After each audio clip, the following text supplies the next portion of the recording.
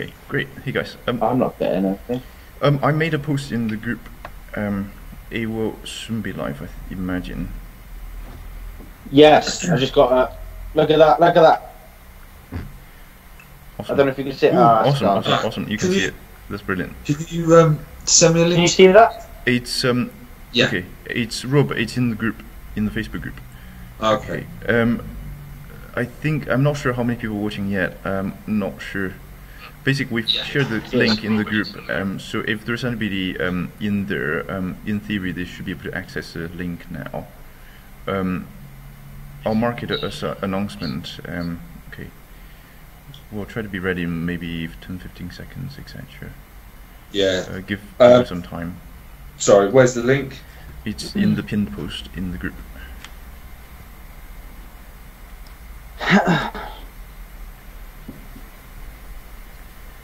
Okay.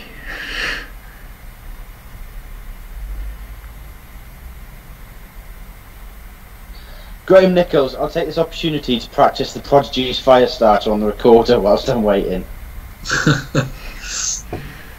Well, that's on the YouTube chat. So for some reason, Yep. I've now got the YouTube chat, so I can keep you guys up to date with that. Okay. I don't know how it's. Is it worth a while to that's ask? not- Is it worth a while to ask people to just use the Facebook for today, if that's okay? Do you, Yeah, definitely. Yeah, I'll it's keep an just- eye on it anyway, though, just in case. Because Please do. last time there was lots of. Yeah. And I think people wouldn't necessarily get this message at this point in the clip, so just in case, well, if there's any YouTube stuff, we'll keep an eye. Okay. Are the comments going to go on to the event or the link? What do you mean? So if Are they- if a comment are they appears going on into the the pin post, Facebook, or- if a comment appears on Facebook, appears in your group. If a comment appears on the YouTube side, it appears under the video. Potentially, I'm not sure. So hence, it's better if we can to put it on Facebook, if that makes sense. Yeah, no, I was just thinking, are the comments going to be going on to the pin post, or are they going to go on to the event? Pin post. Yeah. Yeah. Okay. Sam, if one of you can maybe make a sort of reply to that, don't reply to the event page. Just a comment on the post. Hmm. What would you want me to say? Just reply any live interaction in the Facebook post rather than Okay, the Facebook yeah. event. Okay. So we've 5 minutes into it. Service metrics. Okay, when Sam is ready. Nice water. Is there anyone actually watching? Is there anyone out there? Anyone? Anyone? I just enjoyed the chats. Okay. If there's no one watching, we're still happy to do it, right? Yeah. Good. Yeah. That's nice. Okay, somebody's writing. Any comments or questions for the? Yes, probably me. Okay. Any comments or questions for the live stream you posted? Okay, we're just waiting for Sam to finish the post, and we're good to go. Okay. Productive day for everybody today. eBay day. Not Yeah. bad. Not bad. Yeah. We just put up some shopping units yesterday. Very happy to got them through. It's quite out of the way. Don't have to worry about it. Yeah.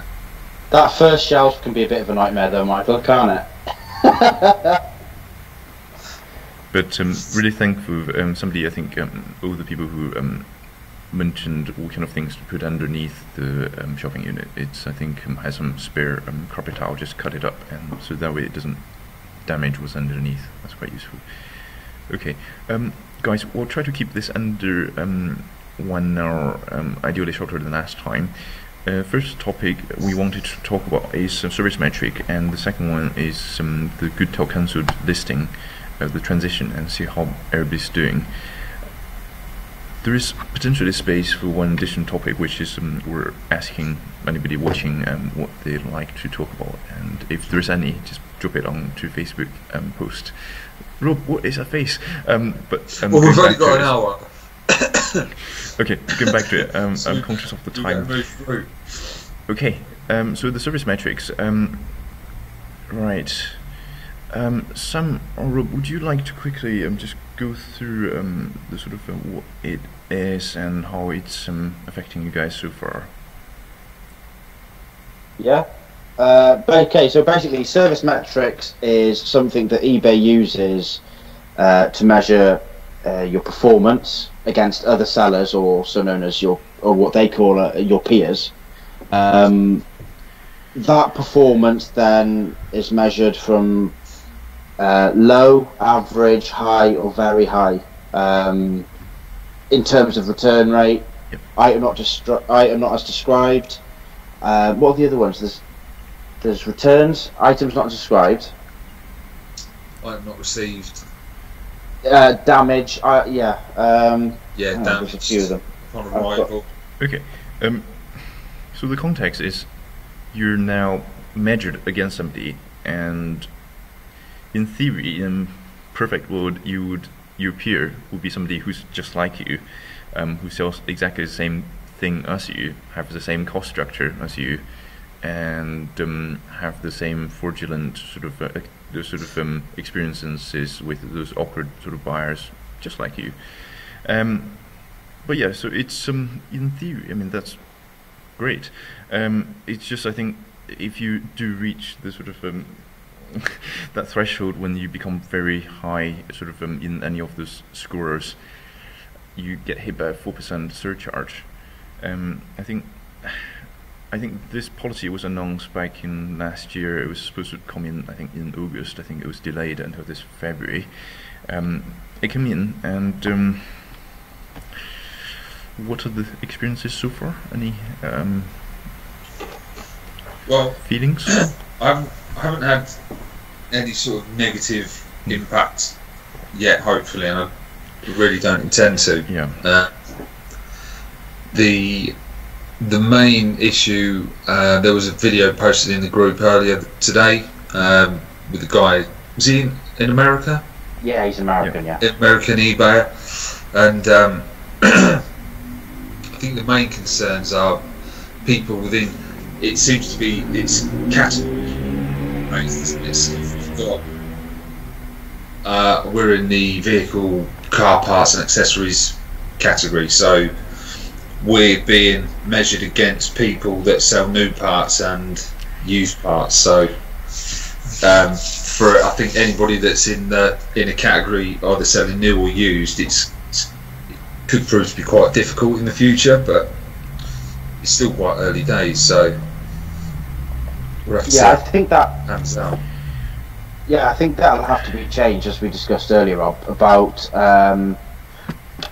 obviously the rate of returns for used goods is going to be generally higher than new goods, so I can't understand how they can be on the same service metric.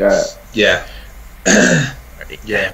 Part of this, I think, it really depends on what kind of data and how good the data eBay people have. Because I mean, I remember watching the video Rob posted, I think, where the service metric of that particular category jumped from 0.85 in 1 month to sort of about 1.8% or something.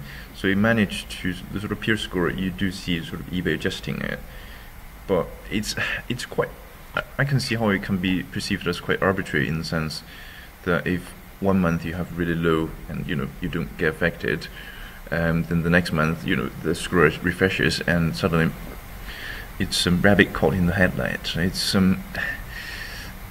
I mean, on the eBay page, I think one of the eBay page, it does sort of go into some basic detail on how the service metrics is measured, what the sort of peer score is. I think it's on the eBay page. Sam, if you can sort of share a link in the sort of post, it's quite helpful. But it's, in reality, it's not possible. It's very hard, actually, if I can rephrase, to find a seller that's exactly like you, selling exactly the same thing as you. So comparing against a peer, it's as a principle, it's probably not. It's not the most perfect comparison, if that makes sense.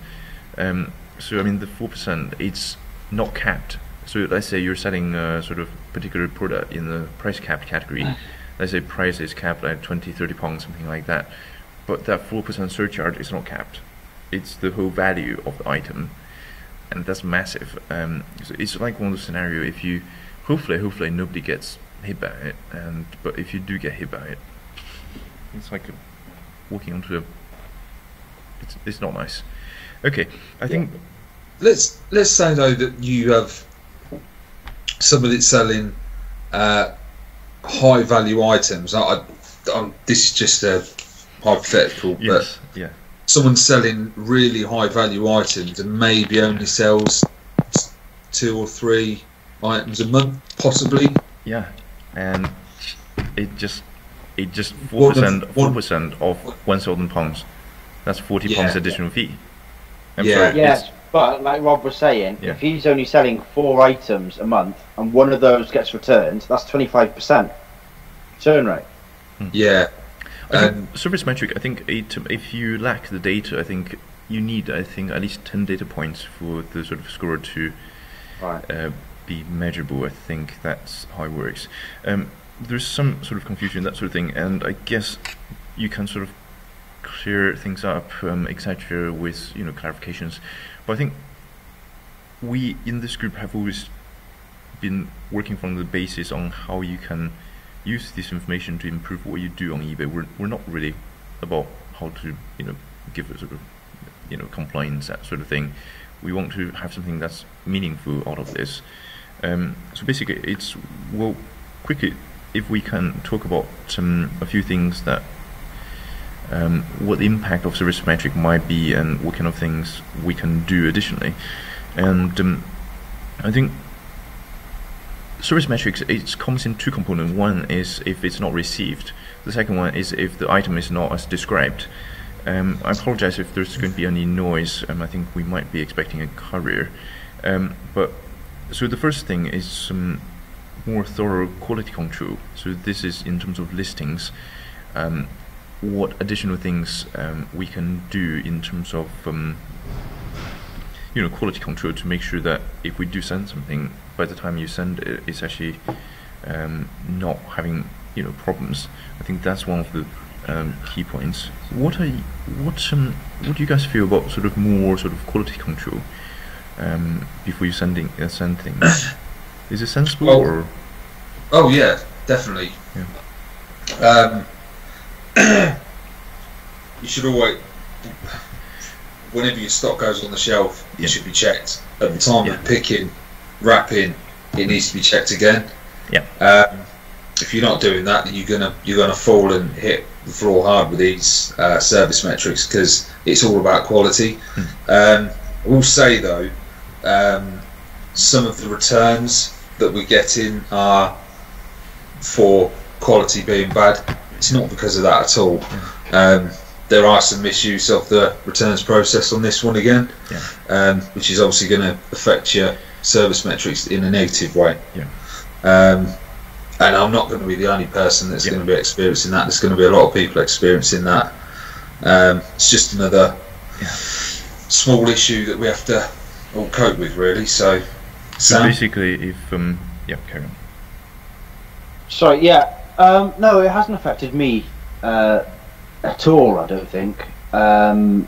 We are actually below our peers in every group, other than one that I've just noticed before this chat. But we haven't noticed any impact at all, really. No, you'll have to apologise. I have to apologise. You'll have to bear with me, because of my internet, this chat keeps freezing, so I'm only getting parts of it. Okay. If you're watching and if you have any freeze frames, that sort of thing, just let us know. We can try to see if we can make the computer faster, etc. That's something we can do, actually. What about you, Michael? You're in the sort of used second-hand It's basically market. we get a fair bit of time to look at how we approach quality control. There is genuinely the times when people change their mind. Last time we had somebody who changed their mind and they really politely sort of tick the box and they paid for the return. That's very rare, but we've provided with some really good quality service in the first place. We know that obviously some people sort of just like not as described. I genuinely think when it's genuine working, and that's a bit frustrating. But I think that goes back to that issue Rob mentioned. But idea is the peer score. These sort of things happens to all sellers. So if on average that's taken into the peer score in theory at least. But I think the idea here is hopefully as business we can be more robust through improving our business because of this policy.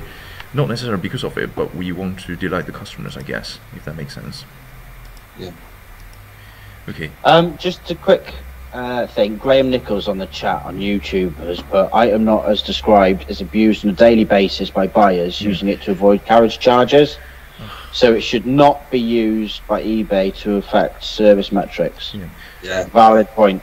It's very true. I mean, I think there should be a way for sellers to appeal particular things very easily in a normal sense. If, let's say, if somebody obviously clearly has abused that particular policy, and if you can prove that it's working, there should be a way for you to remove that defect in an easy way, like before you get to the sort of high risk area. Because at the moment the sense seems to be that to get anything removed or even looked at, you need to be in the very high risk area. But then by that point, it's not pleasant. You're literally on the verge of the 4% surcharge. That's just very. I hope we don't get into trouble for saying this. And obviously, if there's any eBay people watching, we're just sellers. This is just our opinion, and we're just keen to delight the customers in a way that also works for business. Okay.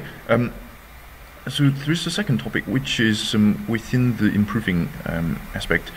Have you guys reviewed your product range? I know, Rob, we talked about this, and Sam, I think we haven't talked about this with you. It's just, I think,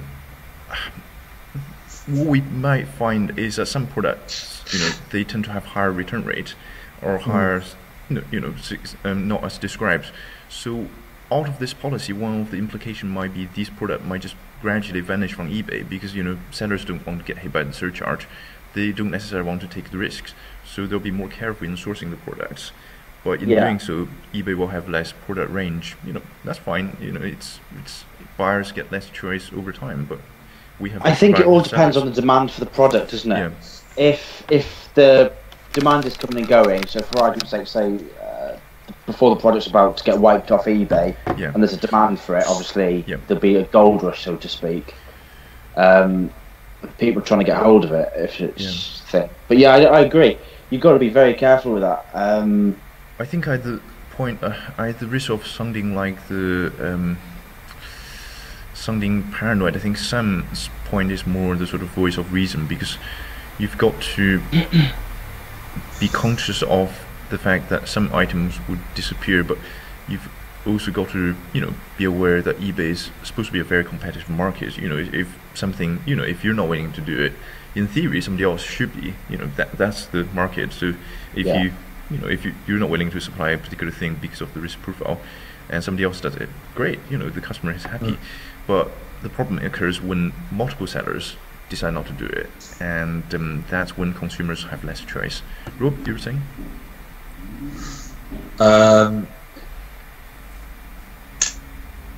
Yeah, I did have something to say. Can't remember now. Because we know that, I think you mentioned some of the products you were doing before. I think you're less conscious of doing them now. Yeah, there was some more sort of technical items which we've sort of backed off from listing on eBay, just because people that are buying them are not technical or are trying to not get fitted properly, and technology's advanced. There's a lot more to do. You can't just simply fit a part to a car and expect it to work. So some of those more technical parts, we've had to think about what we list and just address that kind of way, and just concentrate on the stuff that sells more simply and things that an everyday person can purchase. Okay, that's fine. That's really quite helpful, and I think what you've also identified is another point, which is some of your product, because I think you're in the auto stuff. It's some of the product. There might be channels that are really good to supply. It might be eBay's not those channel. It might be selling certain things to consumers directly have too much of that sort of Yeah. experience gap. It's a Yeah. bit like sort of selling like, we don't do this, but imagine sort of selling a sort of flagship TV, like, you know, richer songs people, they do that. Often people expect somebody to fit it because they're not going to know how to insert it into the wall, etc. They'll get a better price, but obviously you need that last mile service. So I think what you have identified additionally is that you need to find out where the value chain is created and how to work with those people who can buy your product and service it without it getting back to your sort of reputation on eBay, if that makes sense. Yeah, yeah. I suppose it just depends what you sell, doesn't it? I mean, there are if you buy CDs and you're buying classic CDs or something, for example, you know, there's Music Magpie, there's eBid, there's plenty of other sites where you could potentially sell that sort of thing. So, you know, there's a lot of avenues for things, but eBay is such a busy ready-made platform. We all want to sell there. You just don't need it making harder than what it needs to be to be able to sell there, and also feel safe selling your items there, because if you invest all your time and efforts into a platform that continually changes, not necessarily for the positive, then your business is on thin ice. There is what is in your interest to do as an eBay store, but there is some.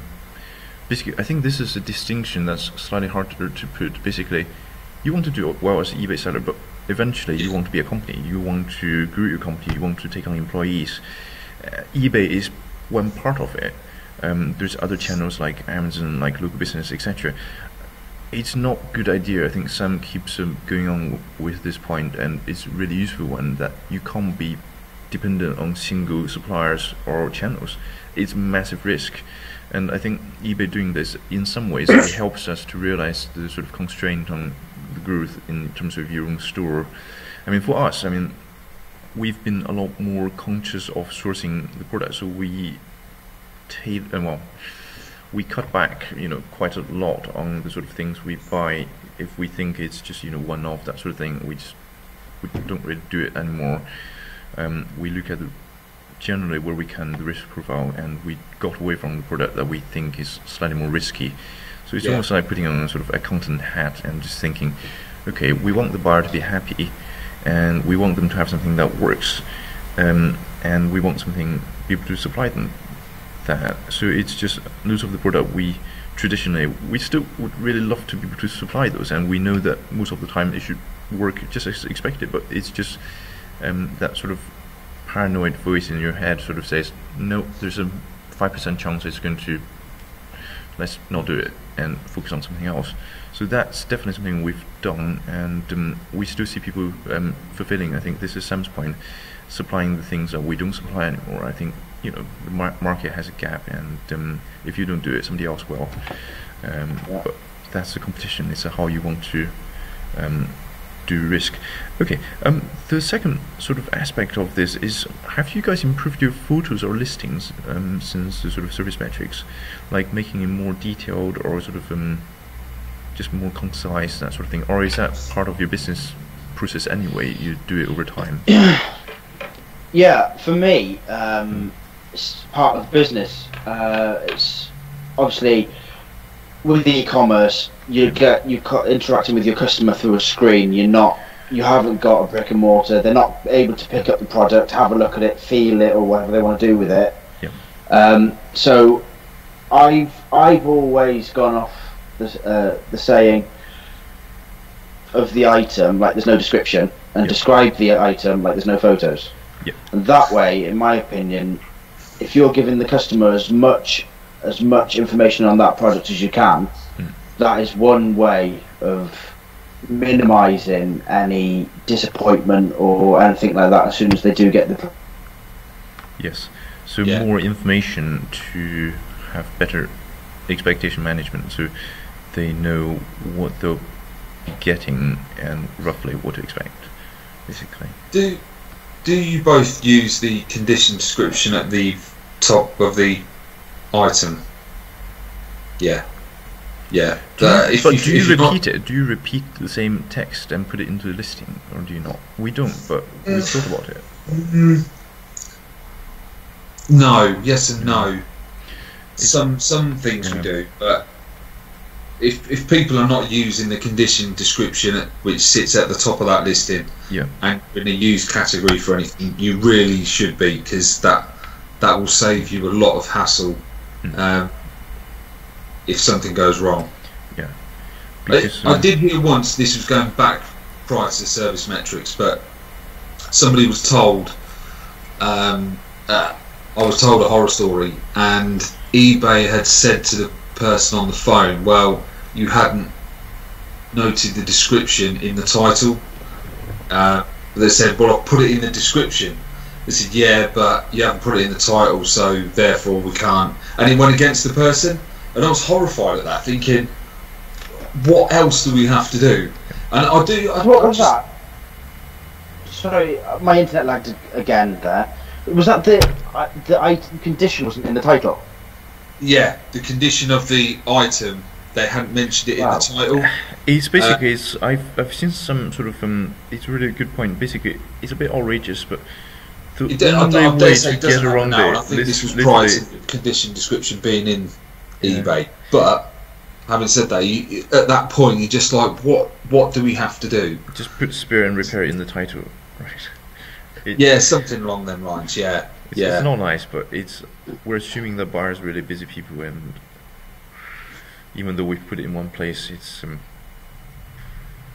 you know what? I'd like to think that isn't the case today with the item condition in the item specifics. I'd like to think that wouldn't be the case today, though. I hope that's not the case.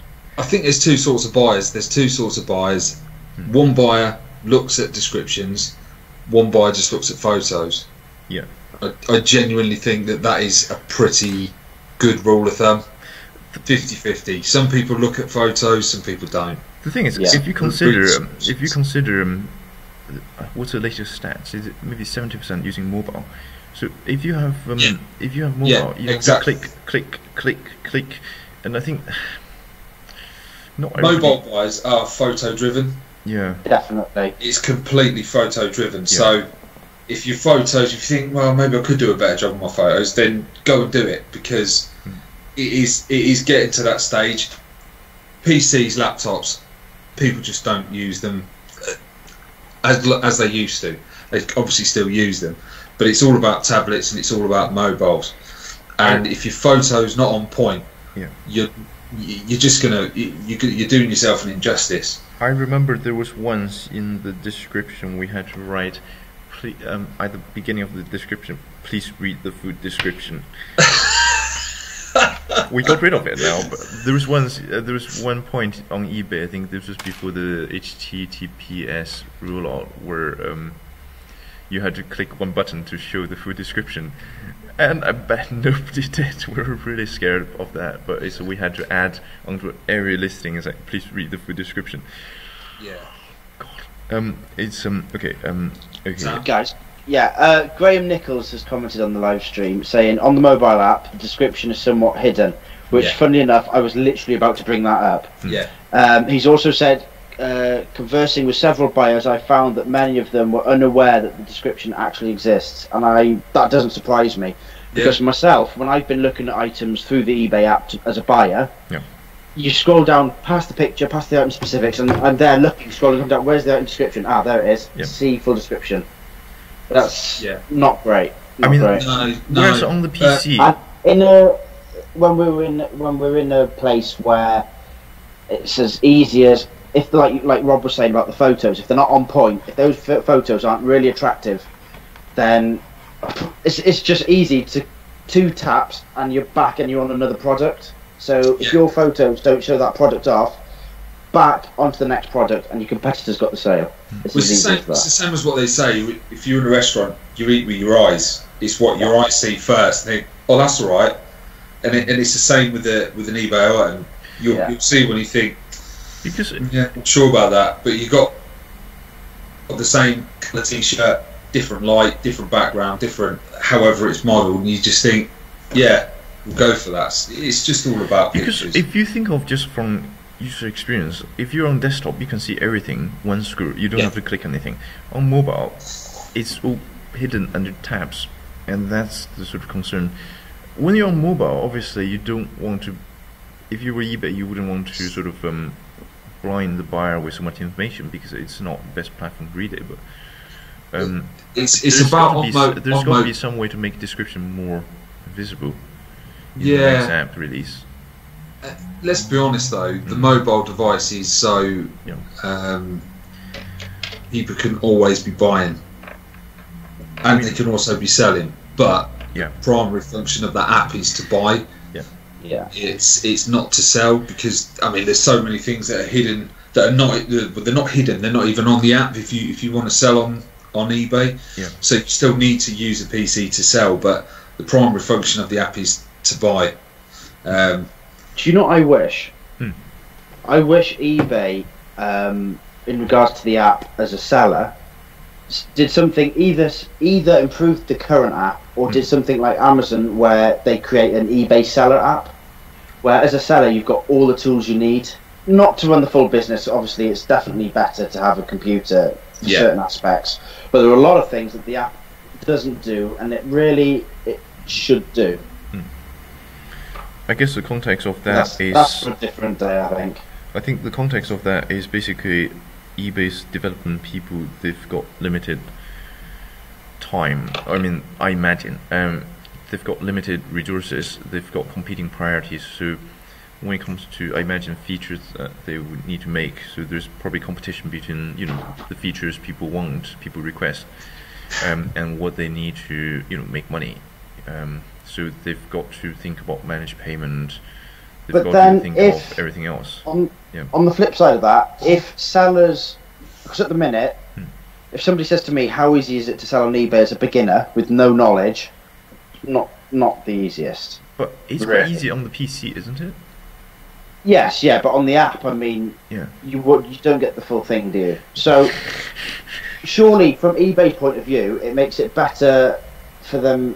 Surely it would be better for them to do something with either make a new app for the sellers or do something with the existing app for sellers. To make it better for sellers, for us to justify the amount of fees we're paying, for us to just make it easier. Basically, there's so much they could do. I think, looking at let's say a conversion of a seller when they first are private and then something more gradually move on. It tends to be a gradual transition, but I think I definitely agree with Sam. So if you think of a Facebook group, Facebook page, they've all got their dedicated app for very specific purposes. That's not the main app. I mean, the setting side, I mean, you get really different people, and I think going back to Rob's point, it's mostly for buying at the moment. Anyway, I'm conscious of the time. As a business seller, I'd say the app's not very good, but for a private person that just wants to sell, there's some unwanted birthday present from the kids, or some, kids present. Or easy. Exactly. It is quite easy. It's sufficient. Use, so it is pretty much point and click, little description, and you're listed on eBay. So it's not all bad. Because not everybody wants to turn into a full-time eBay seller. No. That's what I actually amazed me. Actually amazed me how many people still don't have eBay accounts. Do come across quite a few people. Like if we take an inquiry over the phone at work and we'll suggest go to eBay, and they go, "No, I'm not on eBay." And you're just like, "What?" Hiding under a rock, very sheltered childhood, etc. We've had a couple of people say that they can we ring you and pay by card? We say no, it'd be a lot easier if you pay by PayPal. Oh, we don't have PayPal. What? Really? Yeah. Okay, guys, you know the catchphrase. We're conscious of the time, so okay.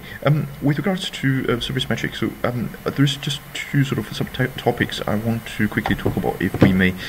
Which is one is more proactively following up on feedback. It's slightly unrelated, but I think as a business you need to shout about all the good stuff you do. So, I mean, I guess this is probably something we'll need to talk about in more deep detail in future chat, I think. But it's slightly unrelated to service metric. But if you can see the higher, feedback score, it probably helps to give you that better initial anchor in terms of expectation, if that makes sense.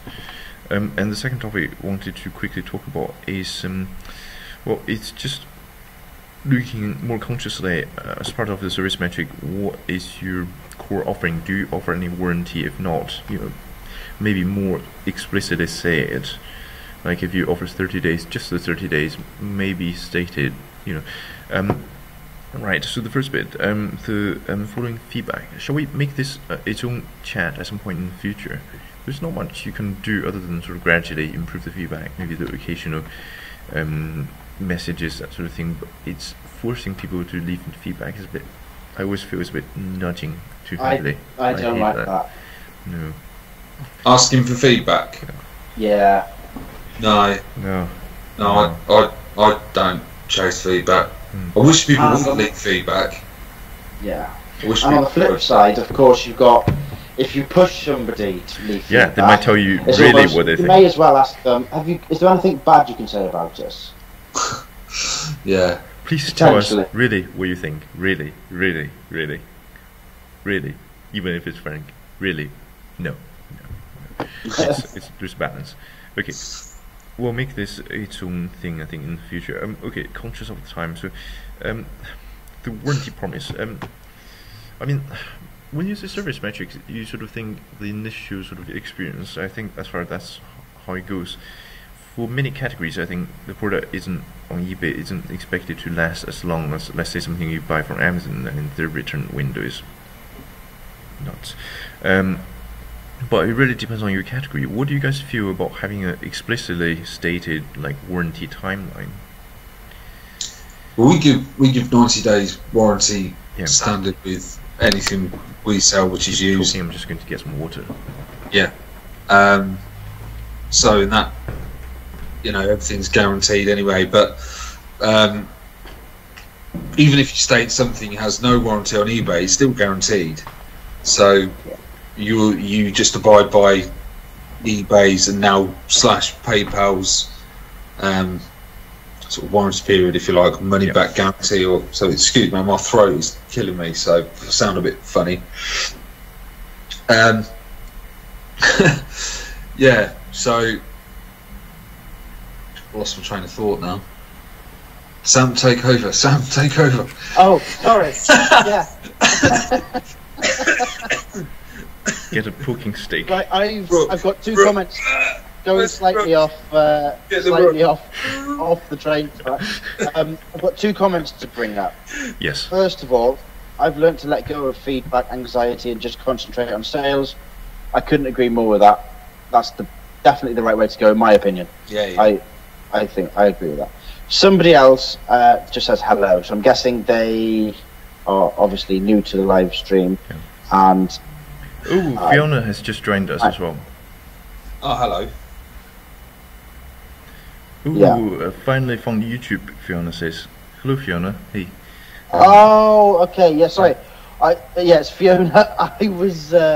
I was trying to work out how to pronounce that because I thought it might be their first name, and I wasn't too sure how to pronounce it. Yeah. Hello, Fiona. It's another thing about these service metrics and whatnot, and it kind of touches on what we spoke about earlier, is what you're selling. If you're selling a lot of or some low value items, so we were speaking of recently. Yeah. Low value items tend to give me a lot of hassle sometimes. You think, well, I'll ship these out, I'll clear these out, these can drop right down in price and just get rid of them. They seem to give you a lot of hassle, and generally when I've had negative feedbacks, it's always been on something under £30 or £40. And I think to myself, should I actually be selling those sort of items? That £30 or £40 might be a lot of money to some people in some categories, but for what we do, our average is about £100, £150 or something like that. We're not a high volume seller, but that's the sort of average. So yeah, selling So I guess a lot. Rob's point is really useful. I think, Sam, you probably want to come to this, which is in every category there's the more price-conscious buyers who expect more for their money. Whereas the more, let's say, not necessarily affluent, but just people with more buying power, they're willing to pay the price. They're more than willing to pay it. And if there's any issue, they'll be very polite about help working with you to resolve it. But the people who really, for them, who this item price is already stretching it, the more price conscious bit, they might really have the higher expectations. So it's quite a bit harder to satisfy, if that makes sense. So I mean, that sort of ties in. Okay, Sam, take it. Yeah, sorry. Like Rob said, we have exactly the same experience. Yeah. Cheaper items tend to have more problems. Whether it's it's not what it says on the tin sort of thing. Oh, it's a different colour as displayed on my monitor. Yeah, that's opening a whole new can of worms. But yeah, no, if there's going to be a problem, 9 times out of 10 it's with a cheaper item. Yeah, you can almost guarantee that. But one thing I will say is, as a seller, to cover yourself against, I don't say scam, but one thing that does seem to happen, or did seem to happen on some of our cheaper priced items, was it hasn't arrived. So one thing I would stress to every seller is to post tracked, because obviously it covers yourself as an insurance for yourself. Yeah. And I would like to. A lot of people are going to disagree with that, obviously, because of the price of what they charge. But the fact is, if you can't send an item, if it's not economically viable to send it tracked, be prepared. You're just going to be open to that kind of thing. It's like swimming in a shark tank. Okay, I would just like to rudely interrupt you guys, and it's a small, just in case we have any buyers watching, we don't want to put them off. eBay's not some, etc. place. It's just, we want to take the opportunity where possible to delight the buyers, and it's just in the general experience. These are the anecdotal experiences. Obviously, we're keen to improve the service as we go along, etc. Sorry, what was that? I'm just covering ourselves just in case we have a buyer watching and thinking, "Oh, cracky, eBay's a horrible place full of dodgy sellers." Well, we're not. Yeah, there is that, but then again, they are in a sellers group, so this is Yeah. Okay. We have our core audience. One thing, my opinion on the service metrics, it could be great, but it's got to be accurate. Like you've mentioned, Rob, you can't be measured against new parts. No, it's two different items essentially. It needs to be fair, and if they do nail that, it could split the bad sellers from the good sellers, which, in my opinion, isn't a bad thing. But I mean, conversely, before you start whittling these sellers down, this, that, and the other, and charging them extra, you definitely need to make it accurate in terms of the peers. Yeah. I mean, conversely speaking, if everybody improves and drives down their score, it becomes any dents, it becomes increasingly more visible. But I think that's a good problem to have, and you come to that point when if it increases the quality of sellers, I don't think eBay are going to argue with that at all, are they? No.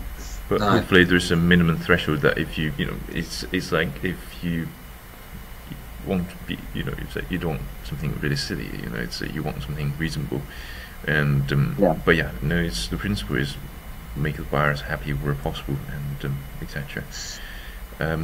Okay, I'm sorry, in the video I appear to be over your guys' head, or sort of partially on your head in the photo. Sorry about that.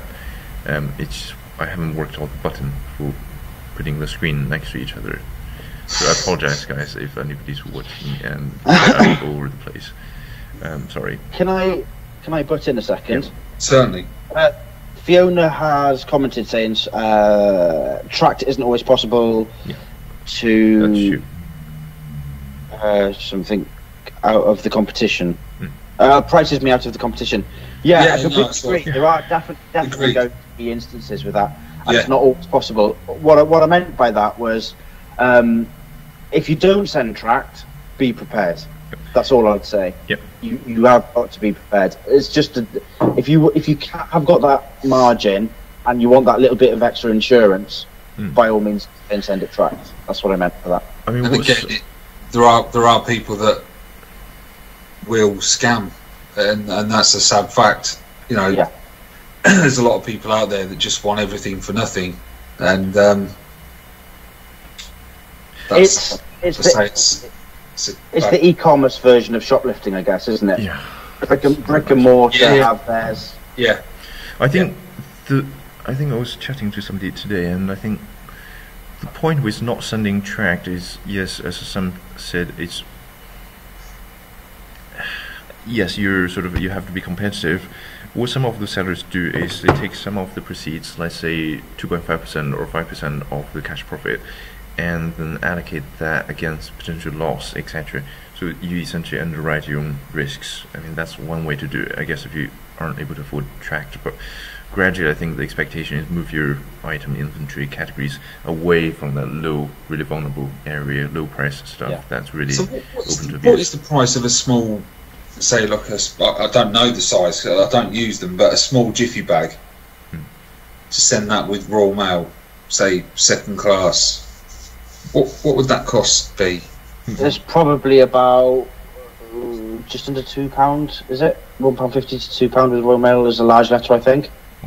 As a large letter, so a jiffy I could bag. be wrong. Don't quote me on that. Don't quote me on that. That's the guess. Oh, cracky! I think it's about that. Did you read the comment on from Graham? Oh God! Yes, I saw that, Michael. Come on! How did he find out? How did he find Where was out? that? I'll read it for you, Rob. Yeah. From Graham. I think that Michael is staking his place on eBay's Christmas card list with that disclaimer. Nice try, Mike. Well, no, you can see by Michael's hairs are ruffled up. He's taken his eBay hat off now, and it's messed his hair up. He's gone to get a comb now. He's going to come back with an eBay hat.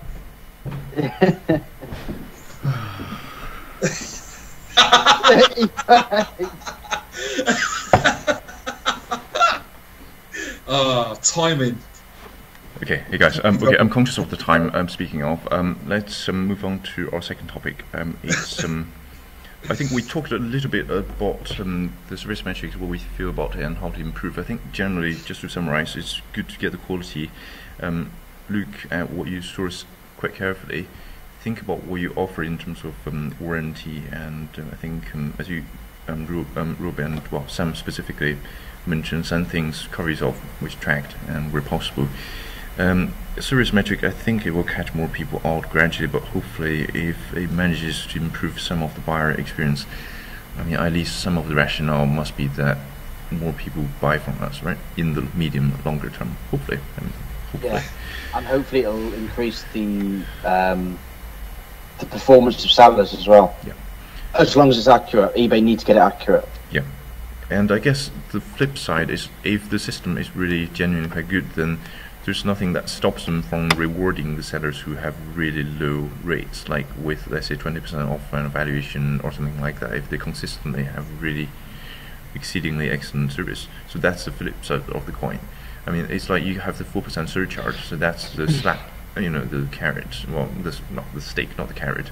But there's opportunity there for the sellers who behave well to. But I'm not sure if I like this sort of surcharge system, but it's one of the things, you know, above our pay grade. Okay, anything else you want to add on the topic before we go? We can come back to it later. Cool. Okay. Sam, no. No. I'm ready. The go to cancelled. Would somebody be able to explain that, the April 1st change, if we can? So, yeah. You no longer have the ability to list on a buy it now until for any short period of time. Is that correct? Yeah. Yeah. So I mean, we've always used good till cancelled. Yeah. Just find it easier, to be honest. But yeah, from April. You say, Michael? Yeah. From 1st of April. Yeah. April 1st. Yeah. your listings have to be on a good till cancel now. So personally, I don't As long as they buy it now. Sorry? As long as they buy it now. Buy it now, yeah. Yeah. I don't see an issue with that. Do many people still use auction now? I read somewhere it's 15%. I could be completely maddeningly wrong, but I think it's a very small percent. Because bearing in mind that eBay was an auction site, wasn't it? Yeah. Primarily, and now it's just a sort of an online store now, isn't it? With the auction, you can argue it's not as buyer friendly in the sense that everybody has to be there at the end. You can't require payment, so it could be 7 days, 14 days wasted time, and you can't just request a price and get the people to pay. I mean, different people have different opinion on it, and I think some categories like antique, that sort of thing, it works really well because for some categories you really need that competition, and nothing really feels that like auction. It was quite interesting. We were looking at 6 items that ended within about in the space of maybe 20 minutes. Same item pretty much, and the price went towards the end because I think some people missed out and it got quite competitive. So we managed to, it was maybe a year, 2, 3 ago, and I think I managed to get the item 1, get the item 2, get the item 3, but then it just got silly. It just got silly. So when you have that competition, people do like auction. Sorry, I completely distracted from the go till cancel. No, I mean, I don't think there's too much that can be really said for it. I mean, I know there is a merit in having 30-day listings, them ending, and then you pick and see which ones you want to relist again.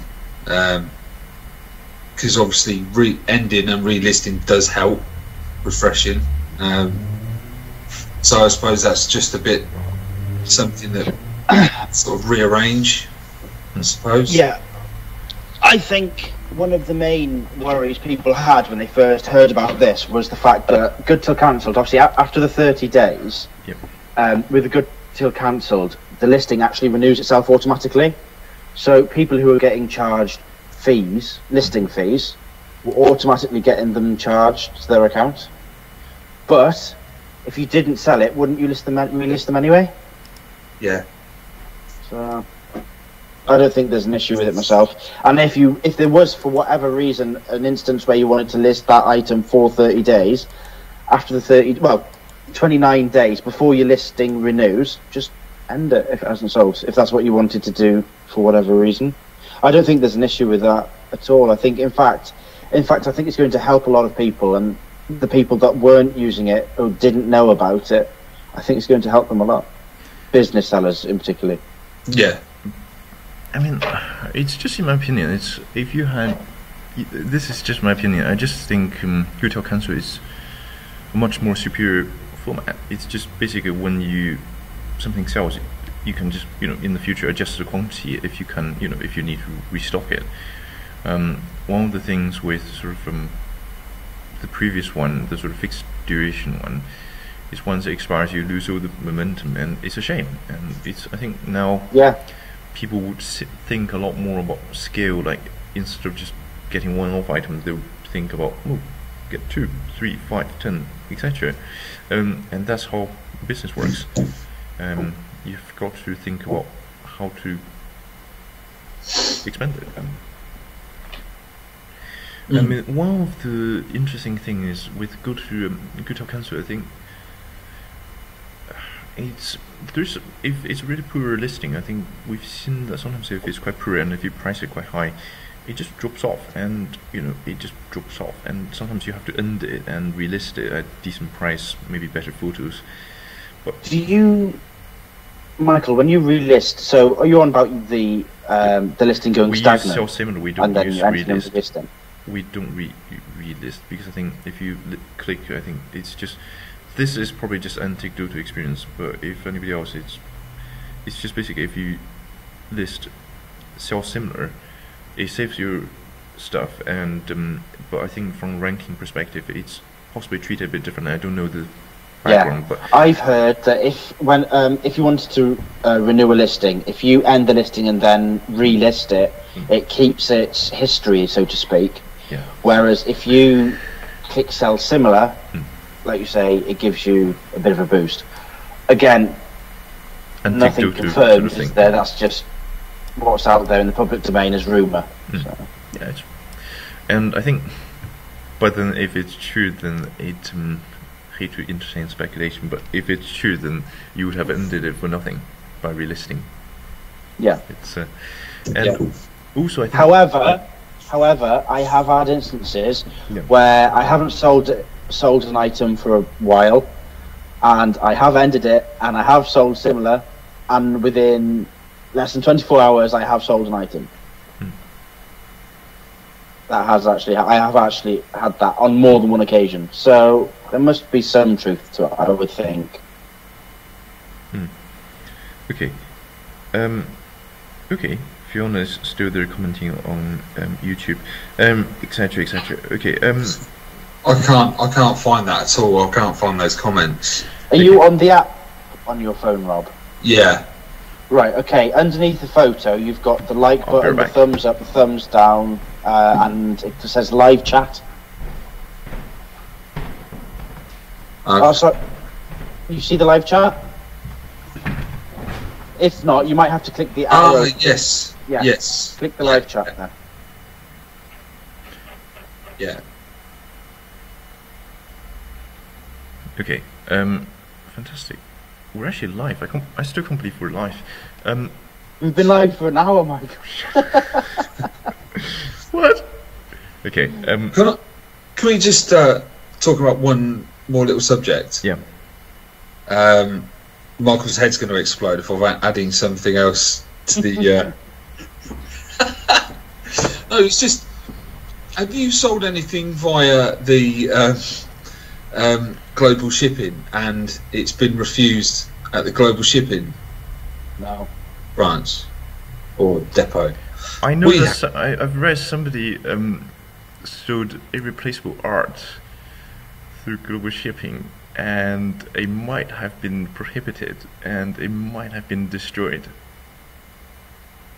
Oh. No. Well, But at least they give you the money back. But it's just some things Yeah. you really want, and you know it's rare, and it's a shame it happens. But I think the hope is over time those category reduces. What happens probably some sort of item gets sold through that sort of categorization, and it shouldn't been allowed to be sold. They probably pay you back, but then they go and adjust it so in the future people can't sell those things through global shipping. yeah, because But I think they open every item, don't they?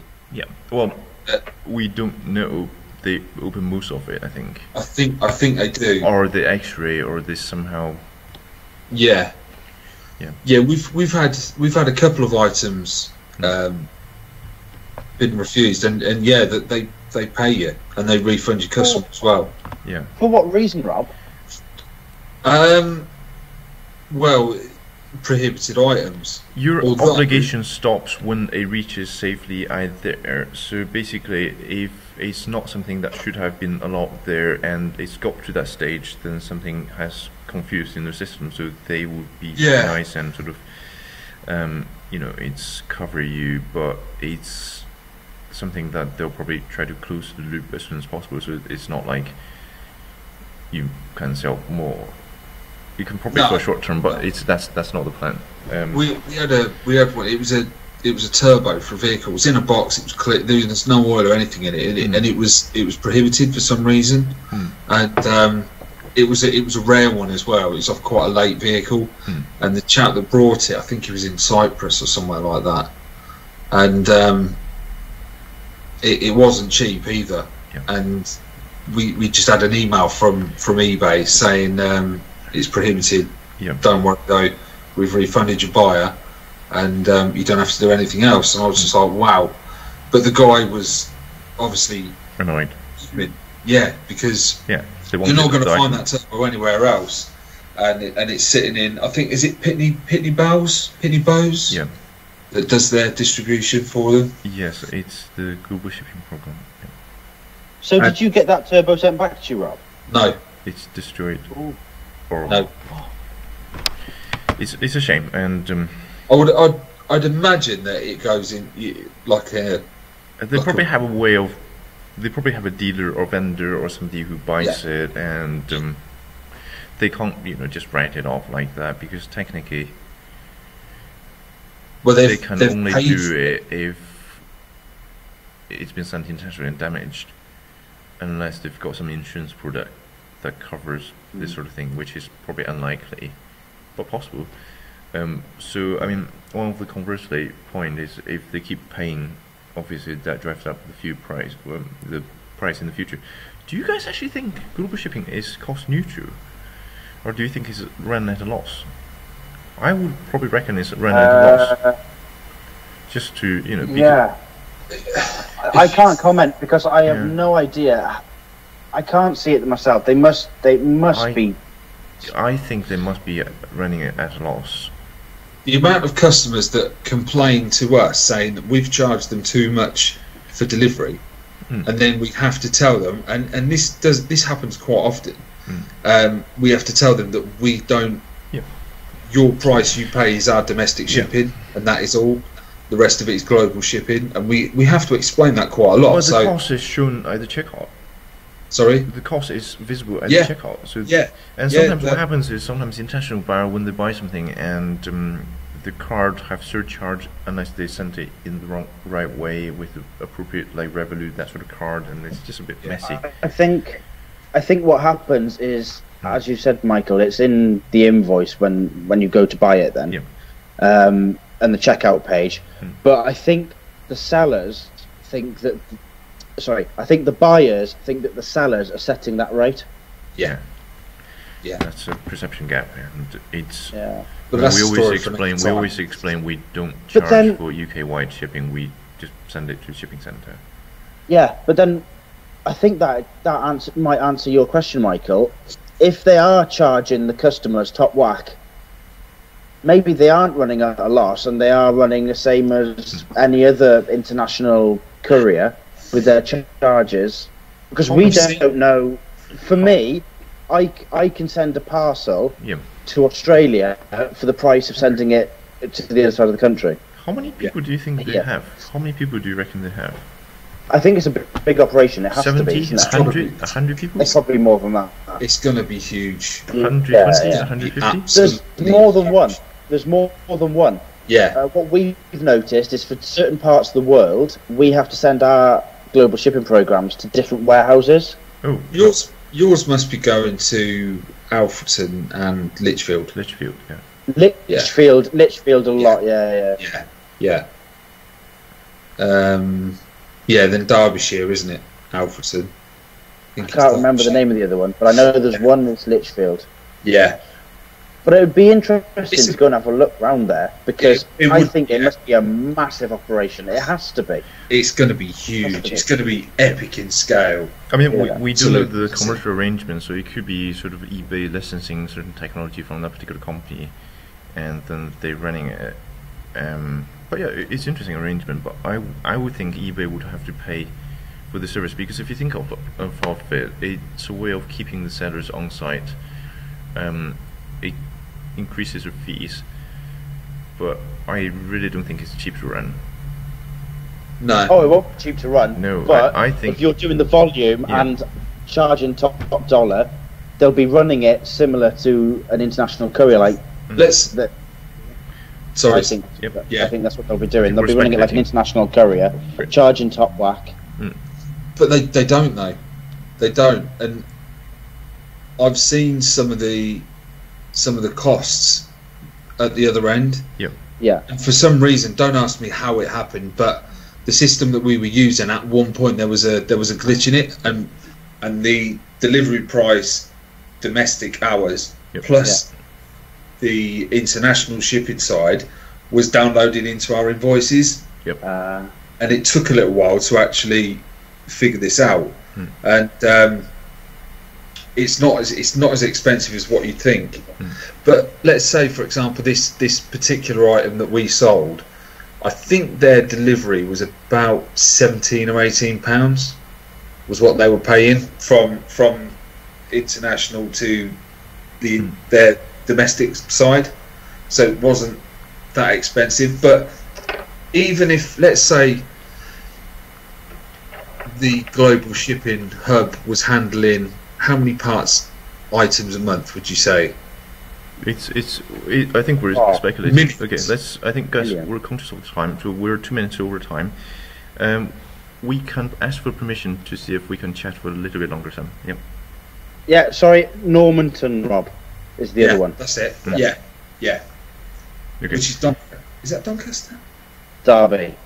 It is Derby.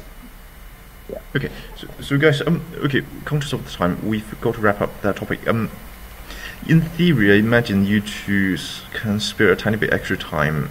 In theory, right? Hang on, just check, because I am conscious of the time. Yeah, I'm okay for another.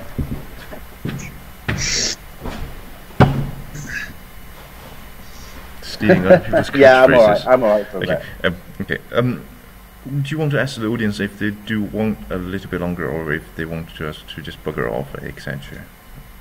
Anybody replying? Let's subscribe with Fiona. Yeah, I've gone off the YouTube chat and have a look at that. And if there's any topic they'd like for us to cover, I think for us the Good Health Council, I think that wasn't as prepared as we would have liked to be. It's one of those situations, you monitoring it. It's only been 2 weeks. We think it's quite a good move, generally speaking. Yeah, we've always used it, so. Yeah, unless is it a new thing that you're using, Michael, or were you using it before? We moved over to it slowly about a year ago because it makes sense. Yeah, we've been using it for probably, like, say, about 12 months, so it wasn't really a shock to us. Yeah. But I know that in the community there was quite a bit of worry when it first announced that it was coming in. But I think that once people start using it, they're going to see it as an advantage, I think. Yeah. And okay, cool. Any replies on the topic request? I don't know. I've got so many windows open here now. Hang on. Okay. Ooh, we've got 3 people watching. No, I posted on the Facebook page a link to the service metrics, page that we spoke about earlier. Okay. Cool. What? 10 comments. What? Andrew, we sell collectibles, so auction is best for us. Yeah. Okay. Good shot, Andrew. I think all stuff, anything like that, where vintage or collectibles, anything like that, where there's no definite price for something, going rate sort of thing. Do you sometimes see this? Like, you see an item on auction, then quite quickly after it's listed, it's no longer available.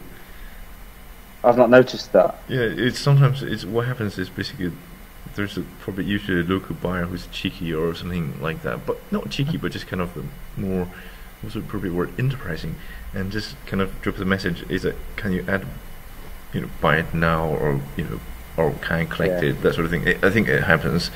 So I've been hoping to wait for it. At the end, it's sort of leaving into a bit to chunks, but I think for some categories, having competition is really quite good. Definitely agree with Andrew. And it's not like one way or another. Traditionally, buy now works for us better, but I think for some categories, as Andrew has said, that just works. Great. Yeah, definitely. Okay, I think it's nearly Rope's bedtime. Okay, somebody said, can I ask? Oh yes, this is a really good point. One last topic before we go. I'm sorry, Rope, to keep you up. Sorry. Burn. Okay, so what do people think of the new eBay feature, which is the send offer to watchers? Have you guys tried this? I know Fiona has had massive success with it. Massive success? I think so, reading from her posts. I haven't. I've sent out a lot of offers, and I've had one. Okay. It's basically that's one more than me. It requires the 5% sacrifice on your price. basically. So either you price something 5% higher before, Yeah. then do it, or you take a 5% loss. Yeah. I mean, conversely, But then on the flip side, you yeah. could, if you have got an item that it has a fair few watches and hasn't got any sales, Yeah, if you're great. willing to take that hit, then you can get a few sales on there to start the momentum of the product. Then I suppose, can't you? Okay, so let's say £100 item. Would you rather drop it down to £95 on the publicly visible price, or would you prefer to send offers to buyers only at 95? If it's if it has no sales on it, Yeah. I would take the hit and give it to offer it at £95 to get the sales on it. If you say hypothetically, if you take the hit and do the offer, through the best offer thing to watchers, is that price saved in the good till cancel listing? Like, can other people retrieve that in the future if you have more quantities? Well, I don't know about you guys, but what I've got set up is as soon as quantity goes to 0, rather than end the listing, it goes to out of stock. Yep. Yeah. So basically, you just, if you got another one in the future, you just add one to the quantity, and then the listing would go live again. Yeah, Andrew says, going back to the point that they will end auction early if they have a request. Usually, it's followed by an offer if something, somebody really wants it. Is that you want to be able to make the buyer happy. It's nice. Yes, obviously you have to reach a point. The offer time is listed. Yeah. Okay. Yeah, the offer is time limited. 48 hours is it, or 12 hours? Or yes, 48. That's a strange one. I mean, when you send an offer, it's also sort of an invitation to get your buyers to shop around. Actually, no, Yeah. that's a cynical point. Maybe some people wouldn't necessarily do that. Maybe they've already searched and maybe they'll just go and grab it. It's a good deal. And there's also that competition because you're bidding people against each other. Yeah. Which, they might buy Rope's engine. Rope, still there? Yes. Okay, I'm conscious of the time. I think Rope is going to kill us. So, No, I'm not. okay. No, is there any more questions? Guys, in the YouTube chat, anybody? No. Anybody? No. None on the Facebook page. Just bear with me 1 second. Yeah. And I mean, the sending buyer the offer, I think it's really good if you already, as we said, if you already have the people watching. I think that's a useful point, because I think up to now you just didn't. It was a waste. You didn't have a way of letting those people know. Actually, no, you did. If you drop the price, they usually get Yes, an email. they had an email. But it wasn't like a formalized mechanism to like this one. Another thing, if for argument's sake I have an item with 100 watches on it, Yeah. it will only let me send an offer to 30 of them. So is that the? It says a potential buy. Send offer to potential buyers rather than watchers, and that figure is less than the amount of watchers. So obviously, like you say, So some people are not interested. Or there must be a time. Yeah. Pardon? Some people are not. Yeah, there must be some sort of time deadline. Okay. I think changing the topic. I think Andrew asked, why do you not use Facebook Live? I think Facebook Live will give us more viewers, always speaking, because it's that notification thing. At the moment, we just want our videos to be portable, so that's why it's going on YouTube for now, where we can share it on Facebook. We might look at sort of doing additional sort of streams to Facebook in the future. We're not quite sure. It's just basically, I think our internet is fast enough to do the Skype and then upload onto one side of the stream. But if we have to do two upload at the same time, we either need something faster or do YouTube only. I mean Facebook only. And if you have a video you'd rather, it's probably only YouTube, I think, for now. It's just we want more people to find us. I think we get some people finding us through Facebook, but I think maybe it might be helpful to have people finding us on YouTube as well. Yep. Sam? Yeah. Just a quick thing, Michael. Again, same as last time. Obviously, people who aren't in the group are going to come across this video. Is it worth dropping a link to the group in the description? It's in the video. Yeah. Okay. Perfect. Yeah. Okay. Cool. Right. I think we ran past Rope's time, and Yeah. okay. Should we call it? Yep. Oh no! No! Don't lock me away. Don't lock me away for 2 weeks. What is this? What is this? They put me in a Back in cupboard 2 after weeks, this. everybody. Don't panic. Yeah. It was an early start this morning. But okay, cool. Yeah. So, any plans for the group, that sort of thing, or we just we seem to be having more members. I think it's 1,800 and about 60 now. So it's upward sort of curve. I think with groups, I think most members are sort of part of multiple groups. I think that's quite helpful. And I think there's a point when you reach, it's probably 2,000-3,000 sort of members, when most members that are part of other groups do find it as well. Anyway, yeah, let's wrap this up, and well, I'll just kill the stream now. And thank you guys for watching, and we hope those who haven't watched live can still find the video, and we'll hopefully do the next one in 2 weeks. And again, we'll ask for topics closer to the time that you might be interested in. Again, any topic we talk about today, we might revisit in the future, or if it changes. Sorry, service metrics is definitely one that's going to need revisiting. Yeah.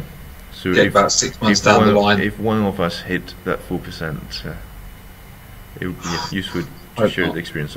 I genuinely hope not. Touch wood. No, that's not wood. Sorry. Am I cursed? Okay, cool. Alright, see you guys. Yeah. Okay. Don't kill this guy. Don't kill this guy.